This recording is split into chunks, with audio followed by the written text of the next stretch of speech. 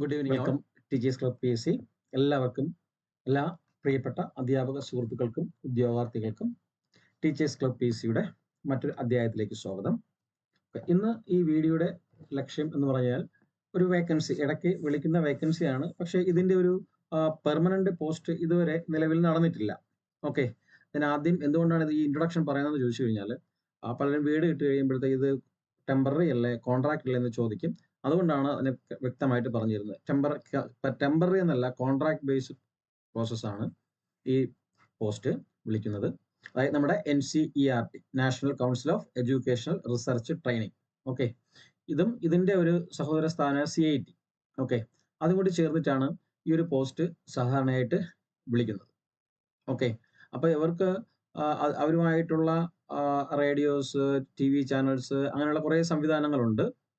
Okay, digital platforms, വിദ്യാഭ്യാസവുമായിട്ട് ബന്ധപ്പെട്ട്. അപ്പം അതിലേക്കുള്ള പോസ്റ്റാണ് നിലവിൽ വിളിച്ചിരിക്കുന്നത്. നിങ്ങളിവിടെ കാണാൻ പറ്റും, ഈ സ്ക്രോൾ ചെയ്ത് പോകുന്നത് നിങ്ങൾക്ക് കാണാൻ പറ്റും.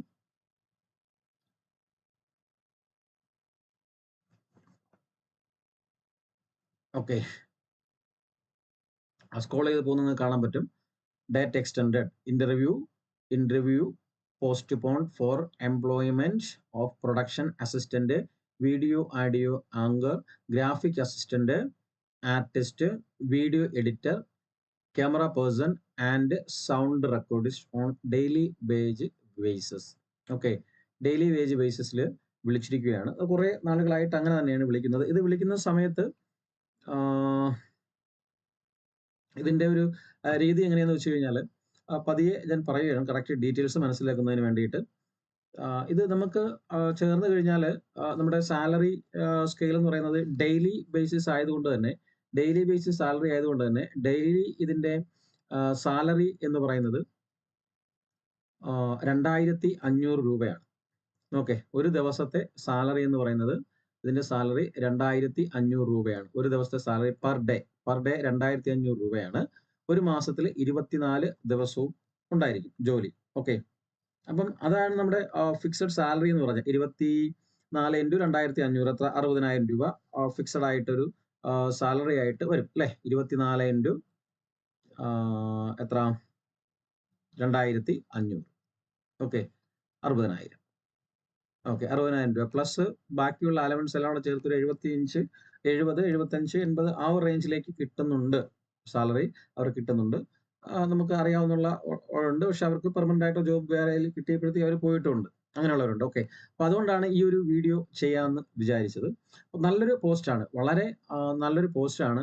അതായത് ഈ ഫീൽഡിൽ തീർച്ചയായിട്ടും നിങ്ങളുടെ സുഹൃത്തുക്കൾ ഈ പറയുന്ന ഈ ഫീൽഡിൽ, വീഡിയോ ആഡിയോ ഫീൽഡിലൊക്കെ നിൽക്കുന്നവർ, ആങ്കറിങ് ചെയ്യാനായിട്ട് കഴിവുള്ളവർ, പ്രസന്റ് ചെയ്യാനായിട്ട് വീഡിയോ എഡിറ്റ് ചെയ്യാൻ കഴിവുള്ളവർ, ക്യാമറ ചലിപ്പിക്കാൻ കഴിവുള്ളവർ, സൗണ്ട് റെക്കോർഡിസ്റ്റ് ആയിട്ടുള്ളവർ, ഗ്രാഫിക് ഡിസൈനേഴ്സ് ആയിട്ടുള്ളവർ, ആർട്ടിസ്റ്റിക് ആയിട്ട് ഉള്ളവർ, അവരെല്ലാം ക്ഷണിക്കുന്നുണ്ട്. അപ്പോൾ ആ പോസ്റ്റിന്റെ കാര്യങ്ങൾ ഇത്രയുമാണ് ആ പോസ്റ്റ് എന്ന് പറയുന്നത്. അപ്പം നിങ്ങളിൽ പരിചയമുള്ളവരൊക്കെ ഉണ്ടെങ്കിൽ, പരിചയമുള്ളവർക്കൊക്കെ ഇത് നിങ്ങൾ വീഡിയോ ഷെയർ കൊടുക്കുക. ഒരു ജോലിയും ഇല്ല, ഇത്രയൊക്കെ പഠിച്ചിട്ട് വീഡിയോഗ്രാഫിയും ആഡിയോഗ്രാഫിയും പഠിച്ചിട്ട് ജോലി ഇല്ലാതെ അല്ലെങ്കിൽ നിസ്സാര സാലറിക്ക് എന്തെങ്കിലുമൊക്കെ സ്ഥാപനത്തിൽ വർക്ക് ചെയ്യുന്നവർക്ക് വളരെ ഉപകാരപ്രദമായിട്ടുള്ള ഒരു കാര്യമാണിത്. ഓക്കെ, ഇനി നമുക്കും ക്വാളിഫൈഡ് ആയിട്ടുള്ള നമുക്ക് ആർട്ടിസ്റ്റ് ആയിട്ട്, ആങ്കർ ആയിട്ട് പോവാം. B.Ed.ഉം M.Ed ഒക്കെ ഉള്ളവർക്കും പോവാം. ഓക്കെ, നിങ്ങളുടെ ചാനൽ, NCERTയുടെ ചാനലൊക്കെ നിങ്ങൾ കണ്ടിട്ടുണ്ടായിരിക്കും. ഓക്കെ, അപ്പം ആങ്കർ എന്ന് പറയുന്നത് ഹിന്ദി ആൻഡ് ഇംഗ്ലീഷ് ആണ്. Okay, anchor Hindi and English ആണ്. ഹിന്ദി ഇംഗ്ലീഷും നല്ല വശമുള്ള ബാച്ചിലേഴ്സ് ഡിഗ്രി, ഏത് ഡിഗ്രി ആവാം, ബാച്ചിലേഴ്സ്, ലാംഗ്വേജ് ഫ്ലുവൻസി മതി. ഓക്കെ, പിന്നെ ബൈലിംഗ്വൽ ലാംഗ്വേജ് അവർ പ്രിഫർ ചെയ്യുന്നുണ്ട്. അതായത് ഹിന്ദി ഇംഗ്ലീഷ് അറിയണമെന്ന്, ഏതെങ്കിലും ഒന്ന് അറിഞ്ഞാലും മതി, ഹിന്ദിയോ ഇംഗ്ലീഷോ അറിഞ്ഞാലും മതി.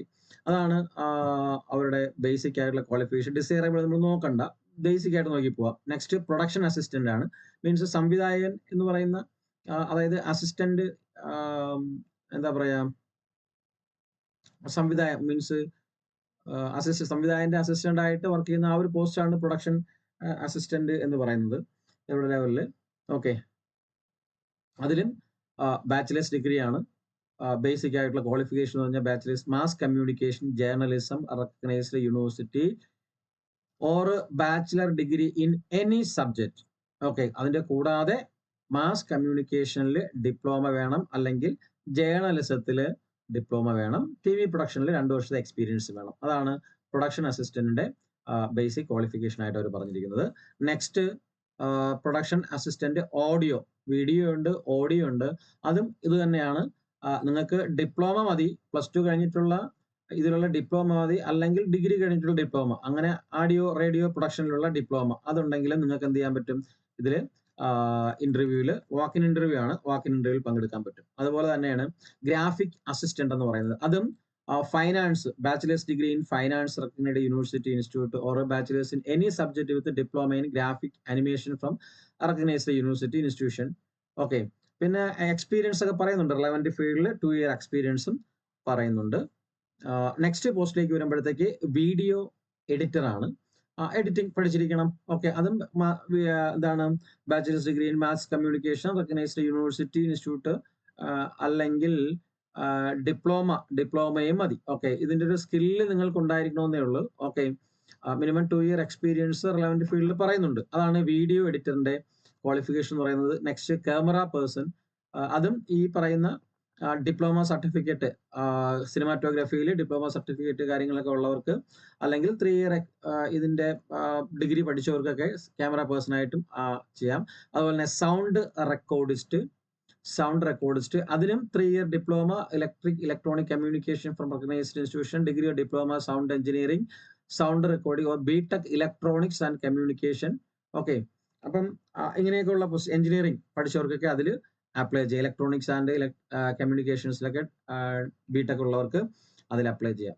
ഓക്കെ, അപ്പം ഇത്രയുമാണ് പോസ്റ്റ്. ഈ പോസ്റ്റിന്റെ സാലറിയാണ് ഞാൻ പറഞ്ഞത് 60,000 ആണ്. ഓക്കെ, അപ്പം ഇതിന്റെ ഇന്റർവ്യൂ മുമ്പ് 12-ാം തീയതിയാണ് വെച്ചിരുന്നത്. അപ്പൊ ആ ഇന്റർവ്യൂ ഷെഡ്യൂൾ ആണ് മാറ്റിയിരിക്കുന്നത്. Okay, all candidates who are interested to appear in walk-in interview may see at NCRT 9 AM on mentioned dates against their preferred position. CIET അതായത് CIET NCRTയുടെ അലോക്കേറ്റ് ആയിട്ടുള്ള സ്ഥാപനം തന്നെയാണ് CIET എന്ന് പറയുന്നത്. അവിടെയാണ് ഇന്റർവ്യൂ നടക്കുന്നത്. അതിൽ ആങ്കർ പൊസിഷനിലേക്കുള്ള ഇന്റർവ്യൂ 1/4/2025 ആണ്. ക്യാമറ പേഴ്സൺ അന്ന് തന്നെയാണ്. ബാക്കി പ്രൊഡക്ഷൻ അടുത്ത മാസമാണ് കേട്ടോ. Production assistant, graphic assistant, video editor, sound recordist, ഇവരുടെയൊക്കെ വിവിധ ഡേറ്റുകളിലാണ്. 3-ാം തീയതി, 4, 7, 9. ഓക്കെ, ഈ ഡേറ്റുകളിലൊക്കെയാണ് ഈ ഒരു ഇന്റർവ്യൂ വെച്ചിരിക്കുന്നത്. അപ്പൊ ഇതിൽ താല്പര്യമുള്ളവർക്ക്, നിങ്ങൾ കാണുന്ന, നിങ്ങൾ ഈ വീഡിയോ നിങ്ങൾ ആദ്യമായിട്ട് കാണുമെങ്കിൽ ചിലപ്പോൾ നിങ്ങൾ ഈ ക്വാളിഫൈഡ് ആയിരിക്കത്തില്ല. പക്ഷെ നിങ്ങളുടെ കൂട്ടുകാര്, സുഹൃത്തുക്കള്, ബന്ധുക്കള്, അവരൊക്കെ ഈ ക്വാളിഫൈഡ് ആയിട്ട് ഇരിക്കുന്നവരായിരിക്കും. ഇത്രയും ക്വാളിഫിക്കേഷനൊക്കെ പഠിച്ചിട്ട് ചിലപ്പം ചെറിയ ഒരു സാലറിക്ക് എവിടെയെങ്കിലുമൊക്കെ വർക്ക് ചെയ്യുന്നവരായിരിക്കും. അപ്പൊ അവർക്കൊക്കെ ഇങ്ങനെ ഡൽഹിയിൽ പോയിട്ട്, NCRT പോയിട്ട്, സെൻട്രൽ ഗവൺമെന്റ് സ്ഥാപനത്തിൽ പോയിട്ട് വർക്ക് ചെയ്യാൻ താല്പര്യം ഉണ്ടെങ്കിൽ, നമ്മൾ നന്നായിട്ട് വർക്ക് ചെയ്യണമെങ്കിൽ എത്ര കാലം വരെ നിൽക്കാൻ പറ്റുന്ന ഒരു പോസ്റ്റാണ്. ഭാവിയിൽ പെർമനന്റ് ആക്കുമോ ഇല്ലയോ നമുക്ക് അറിയാൻ പറ്റത്തില്ല. കോൺട്രാക്റ്റിലാകുമ്പോൾ അറിയാമല്ലോ, കോൺട്രാക്ട് ബേസിലാണ്. ഓക്കെ, സ്ഥിരം പോസ്റ്റ് ഒരിക്കലും വിളിച്ചിട്ടില്ല. ഓക്കെ, അപ്പൊ റിലവന്റ് ആയിട്ടുള്ളത് കോൺട്രാക്ട് ആയിട്ട് ഇരിക്കുന്നവർക്ക് സ്ഥിരം പോസ്റ്റ് വിളിക്കുകയാണെങ്കിൽ റിലവൻസ് ആയിട്ടുള്ള കാര്യങ്ങളും ഉണ്ട്. ഓക്കെ, അപ്പൊ ഇന്റർവ്യൂ സമയത്ത് കൊണ്ടുപോകേണ്ട കാര്യങ്ങളെ പറ്റിയും, ഏജ് എന്ന് പറയുന്നത് 21-നും 45 വയസ്സിനും ഇടയിലായിരിക്കണം കേട്ടോ. ഏജ് 21 to 45 ആണ് ഏജ് എന്ന് പറയുന്നത്. 21 to 45 വയസ്സാണ് ഏജ് എന്ന് പറയുന്നത്. പ്യൂർലി ടെമ്പററി ബേസിലാണ്, ഡെയിലി വേജസ് ആണ്. ഫിക്സഡ് സാലറി 60,000 രൂപയാണ്. ഓക്കെ, ഫിക്സഡ് സാലറി 60,000 രൂപയാണ്. പിന്നെ നിങ്ങളുടെ ഉള്ള അവിടെ ഇന്റർവ്യൂ അറ്റൻഡ് ചെയ്യുമ്പോഴത്തേക്ക്, അല്ലെങ്കിൽ സ്കിൽ ടെസ്റ്റിന് അറ്റൻഡ് ചെയ്യുമ്പോഴത്തേക്ക് ഉണ്ടാകുന്ന TAD എന്നും അവർ വഹിക്കുന്നതായിരിക്കത്തില്ല. നിങ്ങൾ തന്നെ സ്വന്തം കാശ് മുതലാക്കി ഇന്റർവ്യൂ അറ്റൻഡ് ചെയ്യണം. നിങ്ങൾ ക്വാളിഫൈഡ് ആണ്, നിങ്ങൾക്ക് പെർഫോം ചെയ്യാൻ നല്ല കോൺഫിഡൻസ് ആണ്, നിങ്ങൾ ഈ പറയുന്ന മേഖലകളിൽ അടിപൊളിയാണ് എങ്കിൽ ഒരു ഉപേക്ഷയും വിചാരിക്കേണ്ട, ഇന്റർവ്യൂവിന് പോയിക്കോളൂ. ഓക്കെ, എക്സ്പീരിയൻസ് ആയിട്ടുള്ളവരാണ് അവർ കൂടുതലും പ്രിഫർ ചെയ്യുന്നത്. താഴെ അവർ ആ സർട്ടിഫിക്കറ്റ് കാര്യങ്ങൾ എന്താണ് കൊണ്ടുവരേണ്ടത്, മീൻസ് അങ്ങനെയുള്ള കാര്യങ്ങളെല്ലാം പറയും. നിങ്ങളിലുള്ള ആവശ്യത്തിനുള്ള, നിങ്ങളെ ക്വാളിഫിക്കേഷൻ കാണിക്കുന്നതിനുള്ള, നിങ്ങളെ എക്സ്പീരിയൻസ് കാണിക്കുന്നതിനുള്ള, നിങ്ങളെ സ്കില്ല് കാണിക്കുന്നതിനുള്ള എല്ലാ കാര്യങ്ങളും ആയിട്ടാണ് അവർ ഇന്റർവ്യൂവിന് ചെല്ലാൻ പറഞ്ഞിരിക്കുന്നത്. പിന്നെ താഴെ ക്യാൻവാസിങ് ഓഫ് എനി ഫ്രം, അതായത് റെക്കമെൻഡേഷൻ കാര്യങ്ങളൊന്നും നടക്കത്തില്ല, അതെല്ലാത്തിലും എഴുതുന്നതാണല്ലോ, നമുക്കറിയാമല്ലോ. ഓക്കെ, ഓക്കെ, അതായത് 12/3/2023 ലാസ്റ്റ് ഡേറ്റ് മുമ്പ് വിളിച്ചിരുന്നത്. ആ ഡേറ്റ് ആണ് ഇപ്പോൾ മാറ്റിയിരിക്കുന്നത്. 9-ാം തീയതി വരെ മാറ്റിയിരിക്കുകയാണ്. ഓക്കെ, അപ്പൊ ഓരോ പോസ്റ്റിനും ഓരോ ഡേറ്റ് ആണ് പറഞ്ഞിരിക്കുന്നത്. ഓക്കെ, അപ്പൊ ഇത് തീർച്ചയായിട്ടും നിങ്ങൾ ഈ വീഡിയോ ഇത്തരത്തിൽ പഠിച്ച നിങ്ങളുടെ സുഹൃത്തുക്കള്, ബന്ധുക്കള്, കൂട്ടുകാര്, അങ്ങനെ ആരെങ്കിലും ഒക്കെ ഉണ്ടെങ്കിൽ അവർക്ക് ഷെയർ ചെയ്ത് കൊടുക്കുക. ഇങ്ങനെ നിൽക്കുന്നവർക്ക്, ഈ എക്സ്പീരിയൻസ് ഉള്ളവർക്ക്, എക്സ്പീരിയൻസ് ഉണ്ടായിട്ടും 5-6 വർഷമായിട്ട് ഒരു സ്ഥാപനത്തിൽ ഇങ്ങനെ ഗ്രാഫിക് ഡിസൈനർ ആയിട്ട് അല്ലെങ്കിൽ വീഡിയോ എഡിറ്റർ ആയിട്ട് വർക്ക് ചെയ്യുന്നുണ്ട്, ബട്ട് ഡിപ്ലോമയുണ്ട്, ബട്ട് വളരെ കുറഞ്ഞ സാലറി. ഇപ്പം നമ്മളെ ചെറിയ സ്റ്റുഡിയോയിലൊക്കെ കയറി നിൽക്കുന്ന കല്യാണ ആൽബങ്ങളൊക്കെ ചെയ്യാൻ കയറി നിൽക്കുന്നവർക്ക് ചിലപ്പം ഒരു ഫിക്സഡ് സാലറി ഒന്നും ഉണ്ടായിരിക്കത്തില്ല. ജോലി ഉണ്ടെങ്കിൽ ഉണ്ട്, ഇല്ലെങ്കിൽ ഇല്ല എന്നുള്ളൊരവസ്ഥയിലേക്കാണല്ലോ. അപ്പൊ അങ്ങനെയൊക്കെ ഉള്ളവരുണ്ടെങ്കിൽ അവര് നല്ല എക്സ്പീരിയൻസ്ഡ് ആണെങ്കിൽ അല്ലെങ്കിൽ നല്ല കഴിവുണ്ടെങ്കിൽ തീർച്ചയായിട്ടും പറഞ്ഞു വിട്ടോളൂ. ഓക്കെ, നല്ല സാലറി പാക്കേജ് കാര്യങ്ങളെല്ലാമാണ്, സുഖമായിട്ട് ജോലിയും ചെയ്യാം. ഓക്കെ, അപ്പൊ ഇതാണ് ഈ പോസ്റ്റിനെ കുറിച്ച് നിങ്ങളോട് പറയാനുള്ളത്. ഓക്കെ, ഇനി ഒരു കാര്യം പറയാനുള്ളത്, ഇതിനോട് ചേർത്ത് തന്നെ ഒരു കാര്യം പറയാനുള്ളത്, ഞാൻ നേരത്തെയും പല വീഡിയോയിൽ പറഞ്ഞിട്ടുള്ളതാണ്. നമ്മുടെ നിലവിൽ വരാൻ പോകുന്ന ടീച്ചേഴ്സ് ലെവൽ എക്സാം എന്ന് പറഞ്ഞു കഴിഞ്ഞാൽ KVS, കേന്ദ്ര വിദ്യാലയ സംഘത്തിന്റെ എക്സാം വരുന്നുണ്ട്, നോട്ടിഫിക്കേഷൻ വരുന്നുണ്ട്. അതുപോലെ തന്നെ NVS നോട്ടിഫിക്കേഷൻ, നവോദയ വിദ്യാലയ സമിതിയുടെ നോട്ടിഫിക്കേഷൻ വരുന്നുണ്ട്. അതുപോലെ തന്നെ EMRS എന്ന് പറയുന്ന ഏകലവ്യ മെമ്മോറിയൽ റെസിഡൻഷ്യൽ സ്കൂളിന്റെ നോട്ടിഫിക്കേഷൻ വരുന്നുണ്ട്. അതുപോലെ തന്നെ DSSSB എന്ന് പറയുന്ന Delhi subordinate selection Delhi subordinate service board എന്ന് പറയുന്ന സെലക്ഷൻ ബോർഡ് എന്ന് പറയുന്ന എന്താ പറയുക എക്സാം, ഡൽഹിയിലെ എക്സാം വരുന്നുണ്ട്. അതുപോലെ തന്നെ AES എന്ന് പറയുന്ന നമ്മുടെ അറ്റോമിക് എനർജി എഡ്യൂക്കേഷൻ സൊസൈറ്റിയുടെ കീഴിലുള്ള ടീച്ചർ പോസ്റ്റും വരുന്നുണ്ട്. ഇതിനെപ്പറ്റി ഒരു വീഡിയോ ഞാൻ മുമ്പ് ചെയ്തിരുന്നു, നിങ്ങൾക്ക് നോക്കിയാൽ മനസ്സിലാവും. അപ്പൊ ഇതിന്റെയൊക്കെ നോട്ടിഫിക്കേഷൻ ഇപ്പൊ നമ്മുടെ മാർച്ചിൽ വന്ന് കഴിയേണ്ടതായിരുന്നു, മാർച്ചിൽ നടക്കേണ്ടതായിരുന്നു.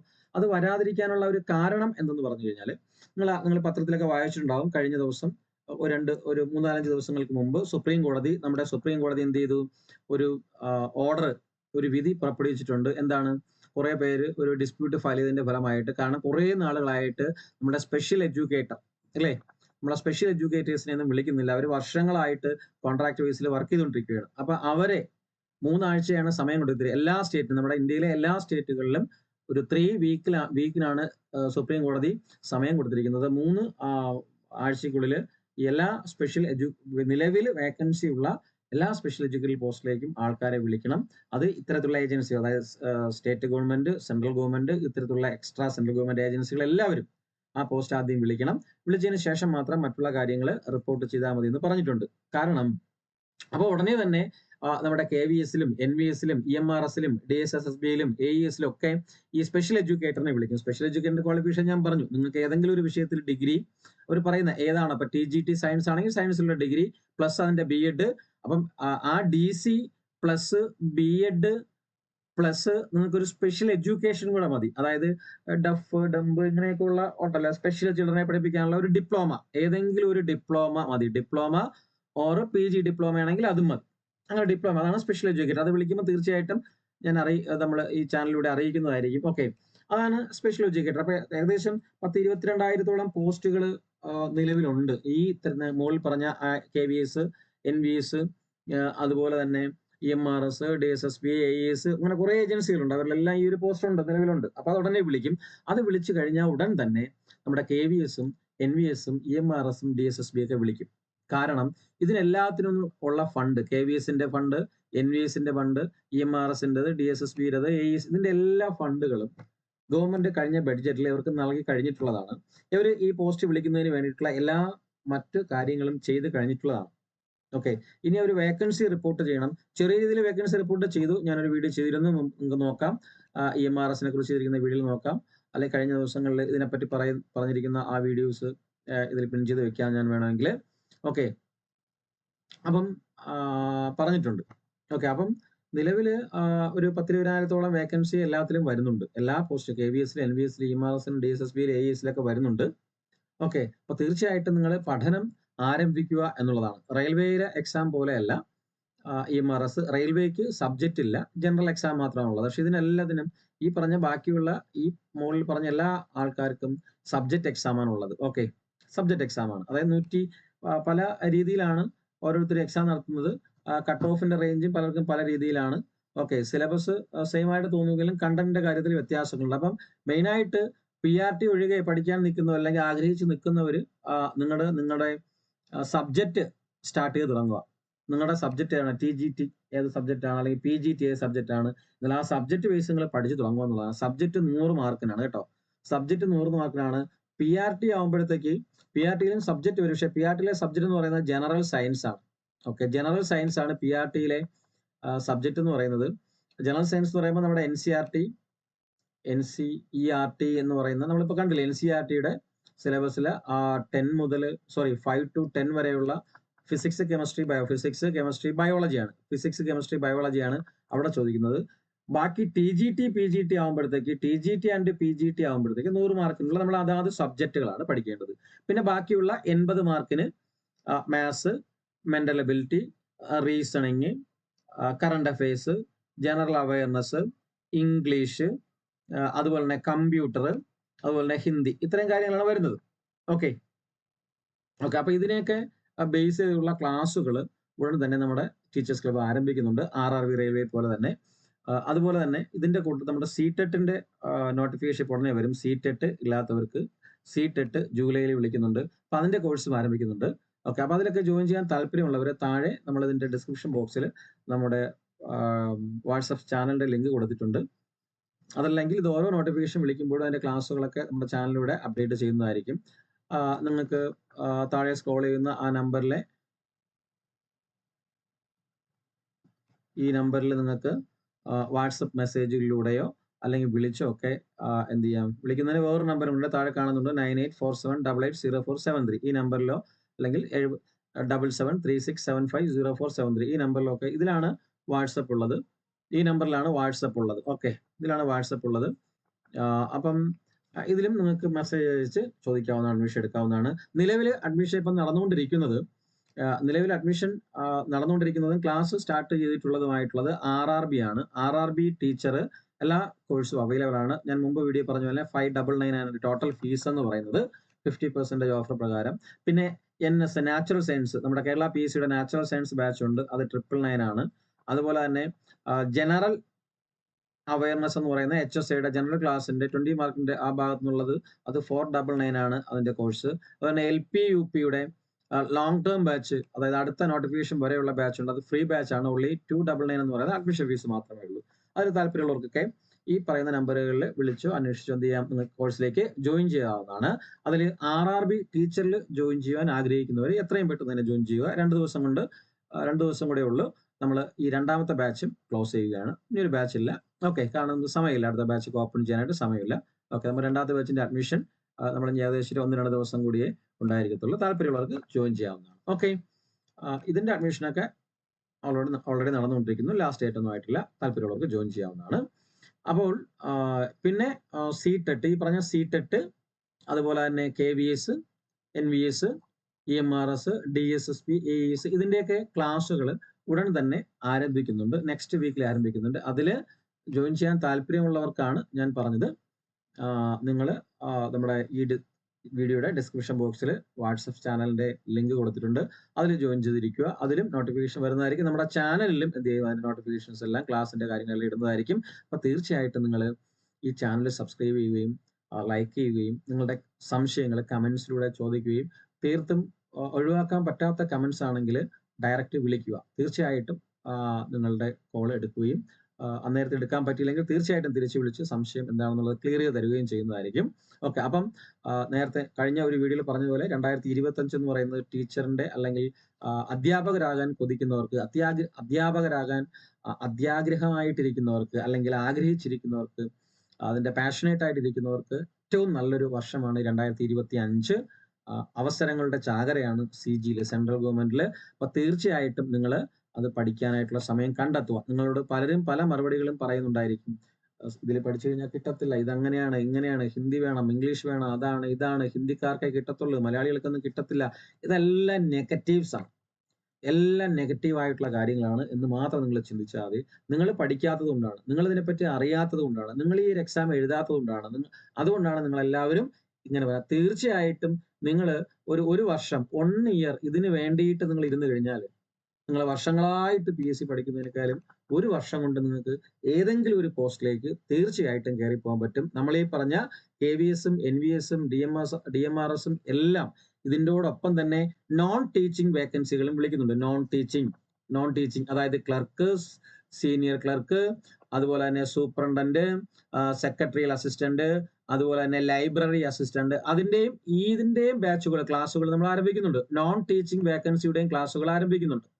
ഓക്കെ, അപ്പം സീറ്റെട്ട് നിലവില് സീറ്റെട്ട് ഇല്ലാത്തവർക്ക് ഇനി പുതിയ സീറ്റെട്ട് എക്സാം കഴിയുന്നതിന് മുമ്പ് അത് വിളിക്കുകയാണെങ്കിൽ അവർക്ക് തീർച്ചയായിട്ടും ഈ നോൺ ടീച്ചിങ് അതായത് ടീച്ചിങ്ങിന് എത്രത്തോളം വേക്കൻസി ഉണ്ടോ ഏകദേശം അതിന്റെ അടുത്ത് നിൽക്കുന്ന വേക്കൻസികൾ നോൺ ടീച്ചിങ്ങിലും വരുന്നുണ്ട്. അപ്പൊ നിങ്ങൾ നോൺ ടീച്ചിങ്ങില് പഠിച്ച് നല്ല സിലബസ് ആണ്, പഠിച്ചെഴുതാൻ പറ്റുന്ന സിമ്പിൾ സിലബസ് ആണ്. നമ്മുടെ PSCയുടെ ഡിഗ്രി സിലബസിന്റെയോ LD സിലബസിന്റെ അത്രയും പോലും ഇല്ല ഈ സിലബസ് എന്ന് പറയുന്നത്.